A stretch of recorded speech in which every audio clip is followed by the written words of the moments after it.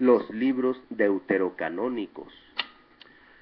Los libros que vienen a continuación, Tobías, Judith, Baruch, la sabiduría de Salomón, la sabiduría de Ben-Sirac, no se encuentran en la Biblia hebrea, ni tampoco forman parte de las Biblias destinadas a los protestantes.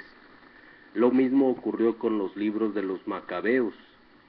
Este hecho nos pone frente a un gravísimo problema. Si no hay acuerdo respecto a algunos libros, ¿con qué criterios se aceptaron los otros? ¿No debiera uno ir más lejos y declarar que para ningún libro hay certeza, sino solo una opinión común?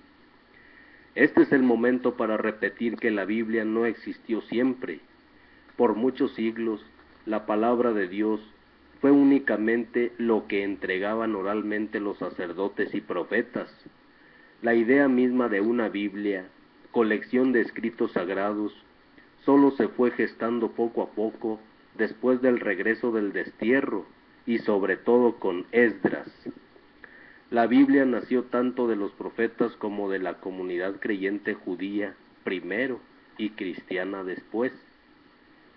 En la época de Jesús todos consideraban a los libros de Moisés como escritura. Los saduceos ponían a los profetas en un segundo plano, mientras que todas las demás corrientes religiosas, entre ellos los fariseos, los tenían por inspirados. Pero con el tiempo, otros libros reunidos bajo el nombre de escritos o libros sapienciales vinieron a agregarse sin ninguna norma a los primeros, sin que se supiera qué grado de autoridad había que otorgarles. Una parte de estos libros estaba escrita no en hebreo, sino en griego, porque la mayoría de los judíos vivían en países de lengua griega. Esos libros vinieron pues a agregarse a la traducción griega de la Biblia, antes de que circularan en Palestina, donde muchos entendían esa lengua.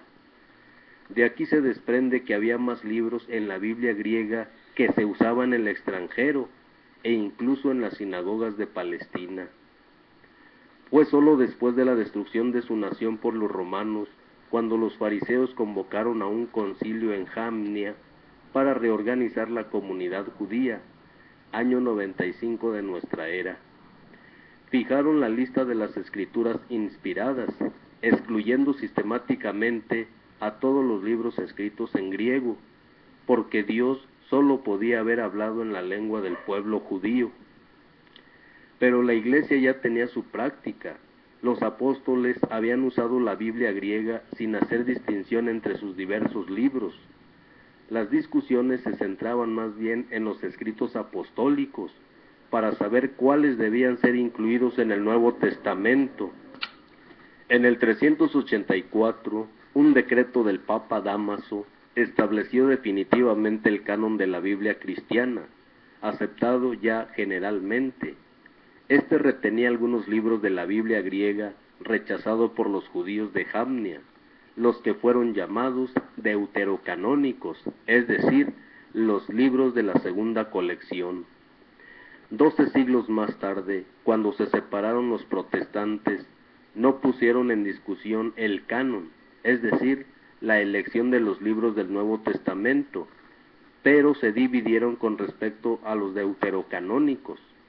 Por último, pensaron que era más seguro excluirlos y los llamaron apócrifos, es decir, no auténticos. Desde el momento en que se reconoce en el Antiguo Testamento una lenta pedagogía de Dios, se ve la importancia de estos libros, producto de los 3 últimos siglos antes de Jesús, y que conforman el lazo de unión entre los libros hebreos y los del Nuevo Testamento escritos en griego.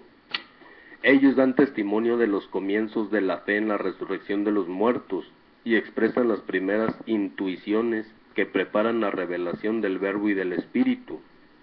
Las discusiones sobre los libros deuterocanónicos nos recuerdan una vez más que si no hubiera una iglesia para decidir con absoluta seguridad cuáles son los libros inspirados, nadie podría decir lo que es palabra de Dios. Para que haya una Biblia cristiana, es necesario primero que exista una iglesia heredera de los apóstoles. El libro de Tobías.